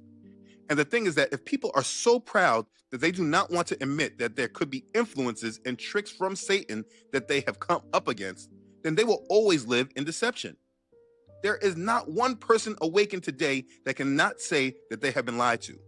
And if this is a hard thing for you to admit, it's only because you are still very much trapped in lies.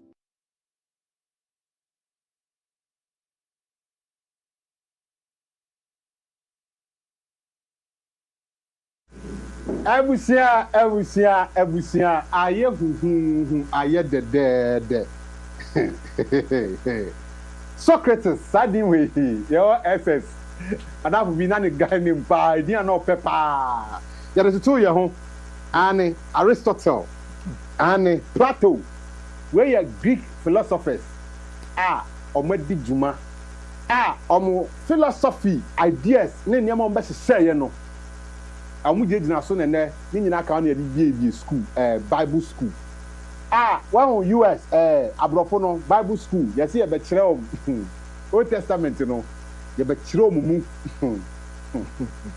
dio na Old Testament no obroni no gyina ho no onim na de ban o be kire ni mu e wo den on what base unyina so ne say ade ba be kire ni mu Old Testament no onim se ne nyina so se eye obi abrabo obi culture no onim oyawe ni onim ni se eye nyame e kire edio enti by video no ma yehu sania Christianity adwene ti se Christianity no eye nyankopon dia na fi suro se nyankopon dia na oye ne dan yo na emom so mbedi atum se eye enipa bi nhyehyeye enipa bi adwene enipa bi tirimupo ene om niema na yede hyehyɛ ama om no na om ato mbo ahwehwɛ mu no Socrates kura ebi kura obi kura on living kura on teda Plato on teda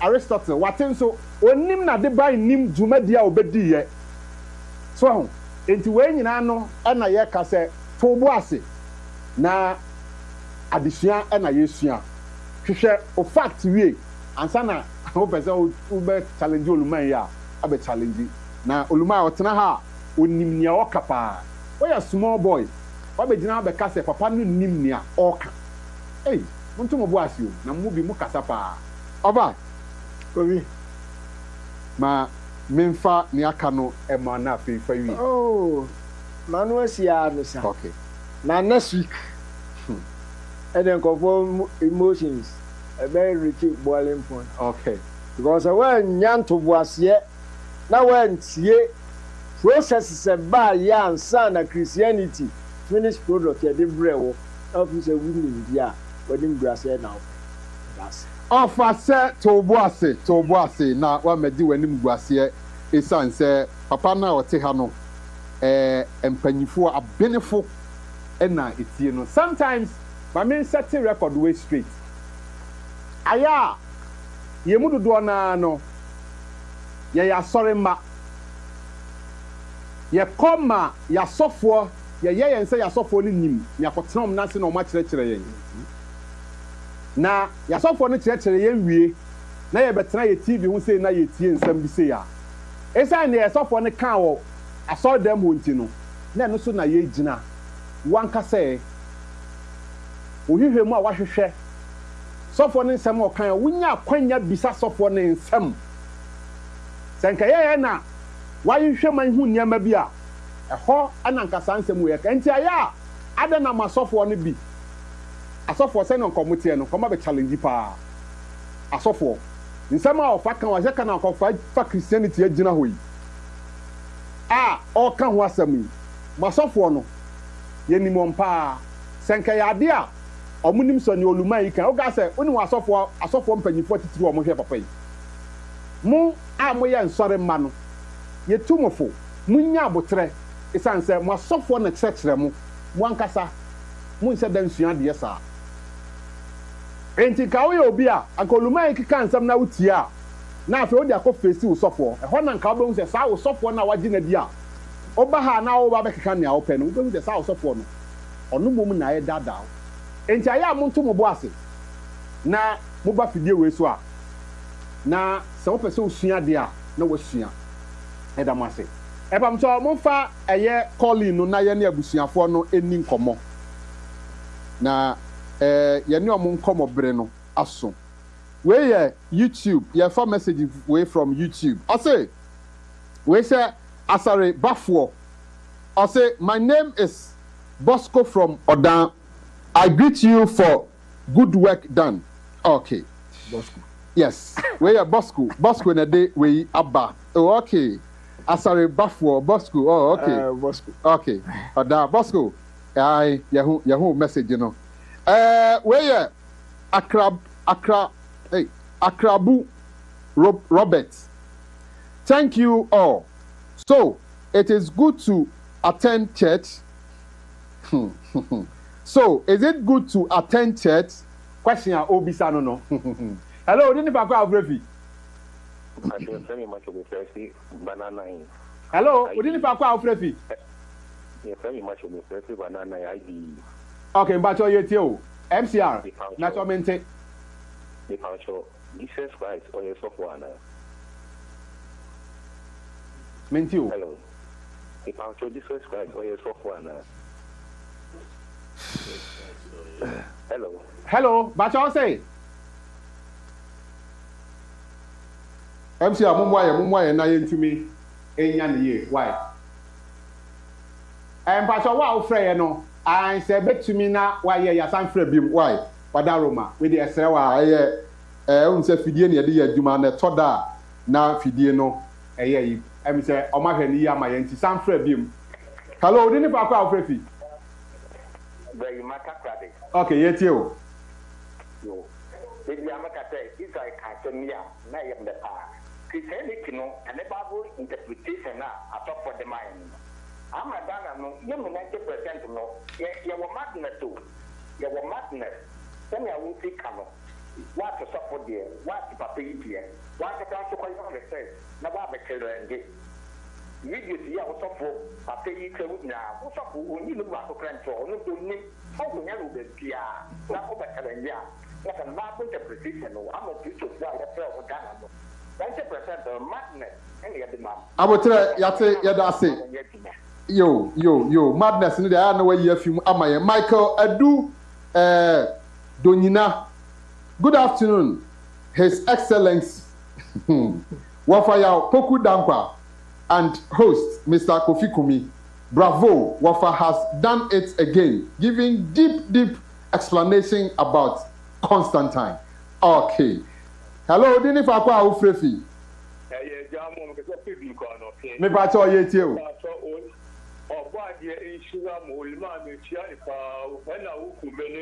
Minia and Chroma, Isa and Chroma.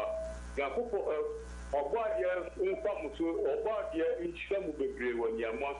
Yo, and some are not catcher and you, and then you team.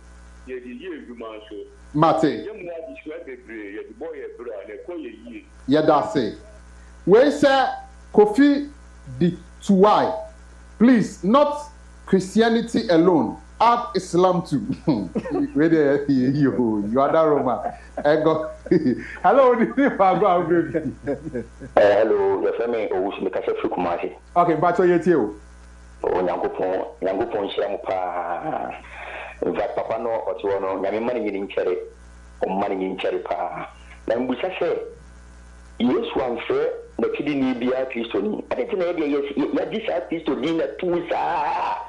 Yes, one friend, the kidney be a Christian, Christ, another Christian. That is a suffer for a Munka Bible, no Munko Hebrew. The Bambusata of Munko Hebrew Castan ye. The Greek Asemona, or Monsieur oh, you didn't know Hebrew, or Hebrew. You check no cranny woman. Yo,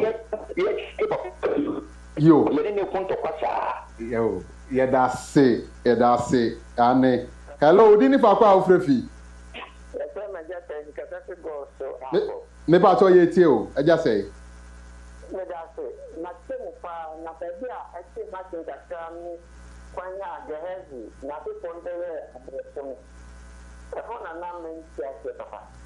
Sawa home.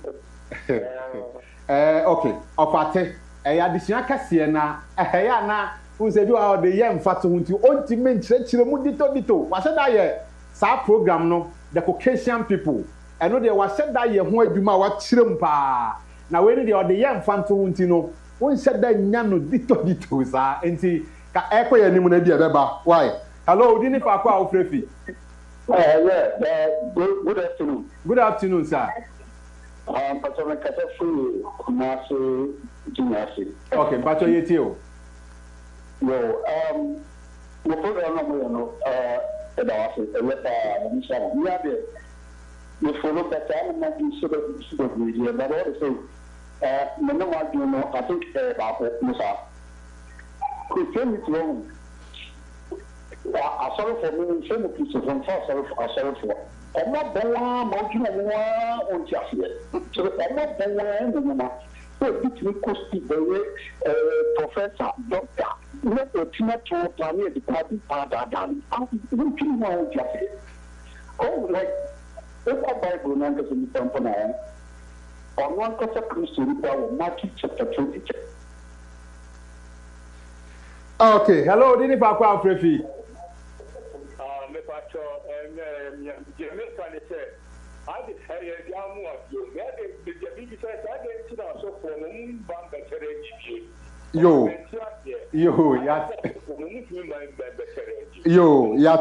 Yate. Michael Ejay, 9x to you. I'll say good work done, Wafayaw. Okay. YouTube messages no. Hello, Dini Fakwa Ufrefi. O tie ne ho munyi ne mfi so na monfa ofoforo emfa emma yen. We say the I say good the concept of creation ayeden yo. Hello, Dini Papa Ufrefi. Hello, my father. You know, I take away. Me pacho yo yeti o. Father Rom. Maybe say Jesus disciples no only Christians and Jesus Christ or a Christian. What say Jesus or a Christian and disciples near Christian? Maybe say only a Christian one. Yo, me pacho.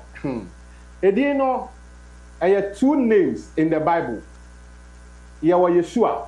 And one almost say a friend Jesus no. Na Jesus ni a Roman concept a omo create dia be shame say ono na ye Yeshua no. Me pacho Yeshua de me pacho onye Christian oye Hebrew ni ti oba ye no de ne papa ne nananom ade omo culture omo way of life ne no de be ye na ade nti won so observe Sabbath odi Passover oye niana ne nananom ye no eno na no oye eno omo de Jesus na be shame say oye Christ ono no be wu ma wiase nyina Yeshua say oba for the lordship of the house of Israel. Ha Israel nyanku ano mayira this say na Greek for ni Roman for na be fa omo heritage no mayira no na oba ya obehya ase se o kyerɛkyerɛ wom omade no na wa yi oma fi Greek eniema ya eno na yedi akyire yi no eno nti na Yesu abae enye Christianity ade ye nti na obae. Hello, Dini Fakwa Ofrefi. Yeah, hello.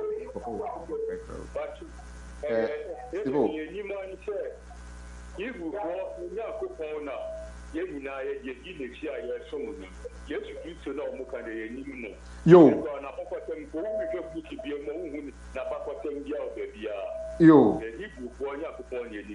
Yate. We say, hi, if not for this program, I would have died an ignorant man. Abba. Yo. We one funny D Amma. We say good afternoon. Please, this is my question. If Jesus Christ was in this world, then which color has he or was he? Son of Pese or Chire. Jesus is not a black or a black man. Hello, didn't Papa Ofrefi? Okay, me pato yeti o. Awadi enshiramu wo enshosho pa mode emai ensemo amukeyina yakini etiase nanso Christopher no empeso mbetiri fufu bia dia kania mo chesiri mu bia ye ya sum sit with you and mo se ne benya kaya ma enkra dachi yo ye dase we ni din no wan fama but ni din wa ha o say adom anka. I say you guys are being inspired by a different spirit. You are also building another philosophy. You know where you are coming from. You are rather liars. We know your kind. Okay. Yate. Wake Up Africa, thank you for the good work you are doing and for opening our eyes and minds in this end time. I have a concern. My concern is that now we know that Christianity is a blend of Greek paganism and Hebrew religion. Now my question is, how are we able to know the true Hebrew religion? the religion of God, the creator. The question I will be no. Okay. We say it's Benjamin Netanyahu choosing one to save the Israelites. Hey. Well, on dia or day no.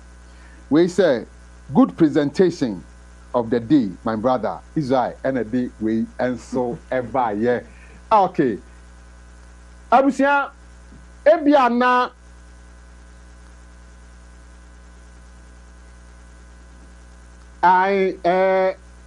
Israel your friend say MCR say me ma waso nti say omo no mo ba adwuma no nti kai wom ba bia hu bia ane okay ane ebiana your friend say ope enchiremu bi ope enhwehwemu bi wadaroma me ma wo number yi na wafre na kese ofra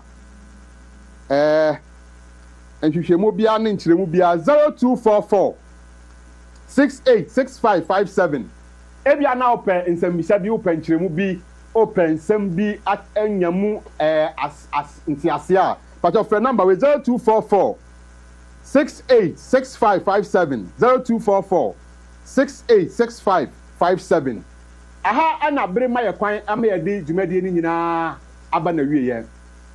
Kanyi amene ni di dwuma eya ofaya opoku dankwa a oye executive director ede ma iko efe no Freedom Mind Movement. Me ana meta dwumadi mu eya dwumadi nti am for me din ane Kofi Kume. Obo ade dom ye no se odsan de chen ya da se na ebe senhia makra mu nyina.